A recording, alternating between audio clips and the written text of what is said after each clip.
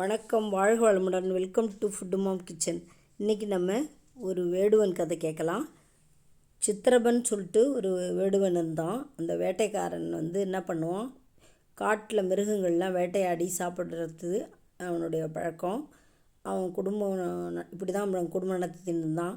அப்படி இருக்கும்போது ஒரு வியாபாரிக்கிட்ட போய் கடன் கேட்டு வாங்கியிருந்தான். அந்த வியாபாரி கடன் திருப்பி கொடுக்காதால நீ எப்போ தர அப்படின்னு சொல்லிட்டு அவனை கேட்டு ஒரு காட்டில் ஒரு கோயிலில் கொண்டு அடைச்சி வச்சிட்டாரு. அதுக்கப்புறம் அவனை மறுபடியும் திறந்து விட சொல்லி கூப்பிட்டு நீ எப்போ தர என்னோடய கடனை அப்படின்னு கேட்கும்போது அவர் நான் தந்துடுறேன் அப்படின்னு சொல்கிறான். சரின்னு விட்டுறாரு. விட்டோடனே காட்டுக்கு வரான். காட்டில் கோயிலில் எல்லாரும் பூஜை பண்ணுறதையும் அவன் பார்த்துக்கிட்டே இருந்தான். ஒரு நீர்நிலை இருக்குது, ஒரு ஆறு. அந்த ஆறு பக்கத்தில் ஒரு மரம் இருந்தது. அந்த மரத்து மேலே ஏறி உட்காந்துட்டு ஏதாவது ஒரு மிருகம் வருதா அப்படின்னு சொல்லிட்டு வேட்டையாடலாமான்னு பார்த்துட்டே இருந்தான். அப்போ ஒரு மான், அது கர்ப்பிணி மான் வந்துட்டு இருந்தது. அந்த மான் வரும்போது அவன் இந்த மானை வேட்டையாடி நம்ம சாப்பிடலாம் அப்படின்னு நினச்சிட்டு அம்பு எடுத்தான். அம்பு எடுக்கும்போது அவன் உட்காந்து இந்த மரம் வில்வ மரம். அந்த வில்வ மரத்து மேலே கீழே ஒரு சிவன் இருந்தது. அவனுக்கு தெரியாமையே அவன் கைப்பட்டு அந்த வில்வம் சிவன் மேலே விழுந்துச்சு. விழுந்தோடனே இவன் அந்த மானை கொல்லலாம் அப்படின்ட்டு போகும்போது அந்த மான் கெஞ்சிச்சு, நான் ஒரு கர்ப்பிணி மான், என்னை கொண்டுடாதீங்க, என் வயிற்றில் இருந்து குழந்தையும் இறந்து போயிடும் அப்படின்னு சொல்லிட்டு ரொம்ப கெஞ்சி கெட்டுச்சு. அதனால் சரி பாவம் போனால் போகுது அப்படின்னு சொல்லி விட்டுட்டு ஒரு இலையை கிள்ளி போட்டான். மறுபடியும் அது போய் சிவலிங்கத்து மேலே விழுந்தது. இது முதலாம் கட்ட பூஜை. அப்புறம் கொஞ்ச நேரம் அப்படியே உட்காந்து பார்த்துட்டே இருந்தான். கிள்ளி இலையை போட்டுகிட்டே இருந்தான். அது சிவலிங்கத்து மேலே விழுந்துகிட்டே இருந்தது. ரெண்டாவது பார்த்திங்கன்னா, ஒரு ஆண்மான் ஒன்று வந்தது. அந்த ஆண்மானையாவது இது கொள்ளலாம், நம்ம இது கொண்டு சாப்பிட்லாம் அப்படின்னு நினச்சான். அந்த ஆண்மான் சொன்னிச்சு, என்னோடய மனைவி கர்ப்பிணியாக இருக்கா, என்னை கொன்னுட்டிங்கன்னா என் குழந்தைக்கு இது தகப்பன் இல்லாமல் போயிடும், அதனால் என்னை கொல்லாதீங்கன்னு கெஞ்சி கேட்டுது. சரி பாவம்னு சொல்லிட்டு விட்டுட்டான்.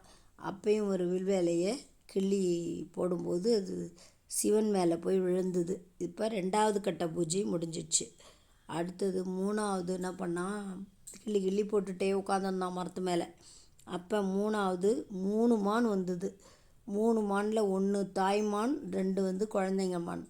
இந்த 3ஐயும் நம்ம வேட்டையாடிலாம் அப்படின்னு சந்தோஷப்பட்டுட்டு இருக்கும்போது அந்த அம்மா மான் ரொம்ப கெஞ்சிச்சு, என்னை கொன்னுட்டிங்கன்னா என் குழந்தைங்களாம் அனாதையாகிடுவாங்க, அதனால் கொல்லாதீங்க, உங்களுக்கு நாங்கள் நன்றி உள்ளவங்களாக இருப்போம் அப்படின்னு சொல்லிட்டு ரொம்ப கெஞ்சிச்சு. உங்களை கொன்னா உங்கள் குழந்தைங்க எவ்வளோ கஷ்டப்படும் அப்படின்னு சொன்னதுக்கப்புறம் அவன் சரி பாவம் போனால் போகுது அப்படின்னு சொல்லிட்டு அவங்களையும் விட்டுட்டான். இப்போ 3வது கட்ட பூஜையும் முடிஞ்சு போயிடுச்சு. அப்பையும் ஒரு வில்வேலையை கிள்ளி அவன் கீழே போட்டான். அதுவும் சிவன் மேலே போய் விழுந்தது. சரின்னு உட்காந்துக்கிட்டே இருக்கும்போது அடுத்தது ஒரு ஆண்மான் வந்தது. ஆண்மான் வருது, அதை கொண்டு சாப்பிட்லாம் அப்படின்னு நினச்சா அந்த ஆண்மான் சொல்லுது, என்னை கொன்னுட்டிங்கன்னா என்னுடைய குழந்தைங்களும் என்னுடைய மனைவி எல்லாருமே அனாதையாகிடுவாங்க, தயவு செஞ்சு என்னை கொண்டுடாதீங்க, நாங்கள் எல்லாரும் உங்களுக்கு நன்றி உள்ளவராக இருப்போம் அப்படின்னு சொன்னோன்னே சரி போங்க அப்படின்னு சொல்லி விட்டுட்டான். விட்ட பொழுது விடிஞ்சு போச்சு. அவன் மரத்துலேருந்து கீழே இறங்கும்போது எல்லா மான்களும் அவனுக்கு நன்றி சொன்னிச்சு. சரி நம்ம இனிமேல் யாரையுமே கொல்லக்கூடாது, எல்லா மாரி விலங்குகளையும் கொல்லக்கூடாது அப்படின்னு சொல்லிட்டு அவன் வந்தான். வந்துட்டு சிவனுக்கு போய் நம்ம பூஜை பண்ணுவோம் அப்படின்னு சொல்லிட்டு சிவனுக்கு பூஜை பண்ணிகிட்டு இருந்தான். இன்றைக்கி மகா சிவராத்திரி மட்டும் ஏன் நம்ம பூஜை பண்ணணும், டெய்லியே பண்ணுவோம் அப்படின்னு சொல்லிட்டு பூஜை பண்ணிகிட்டு இருக்கும்போது கடவுள் ஒரு நாள் இறந்து போயிட்டோன்னே கடவுள் அங்கேருந்து இவனுக்கு ரதத்தை அமுச்சு அவர் அழிச்சிட்டு வர சொல்லி பெரிய ராஜாவாக்கிட்டார். அவர் சிவன் ராத்திரிக்கு பூஜை தன்னை அறியாமல் மாமிசம் உண்ணாமல் நாள் பூரா கண்ணு முழிச்சு அவன் பூஜை பண்ணதன் பலன் அவன் பெரிய ராஜாவாயிட்டான். அந்த மான்களும் அவனுக்கு ரொம்ப நன்றி சொன்னதால் அவன் குடும்பம் செல்வ செழிப்போட நல்லா உயர்ந்து விளங்கினாங்க.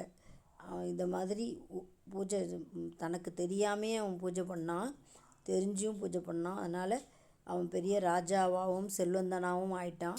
நம்மளும் அதே மாதிரி சிவன் ராத்திரி மட்டும் இல்லாமல் எப்பொழுதுமே சிவனுக்கு பூஜை பண்ணி நம்ம செல்வ செழிப்போடு வாழ்வோம். அந்த மான்கள் எல்லாம் அவனுக்கு நன்றி சொல்லிட்டு போனாங்க. அந்த மாதிரி நாமும் கடவுளை வந்து டெய்லி வணங்கி நம்ம வந்து லக்ஷ்மி டாட்சத்தை பெறுவோம். இந்த வீடியோ உங்களுக்கு பிடிச்சிருந்துன்னா லைக் பண்ணுங்கள், கமெண்ட் பண்ணுங்கள், ஷேர் பண்ணுங்கள், மறக்காமல் சப்ஸ்கிரைப் பண்ணுங்கள். தேங்க்ஸ் ஃபார் வாட்சிங். ஓம் சிவாய நம, ஓம் சிவாய நம, ஓம் சிவாய நம, ஓம் சிவாய நம.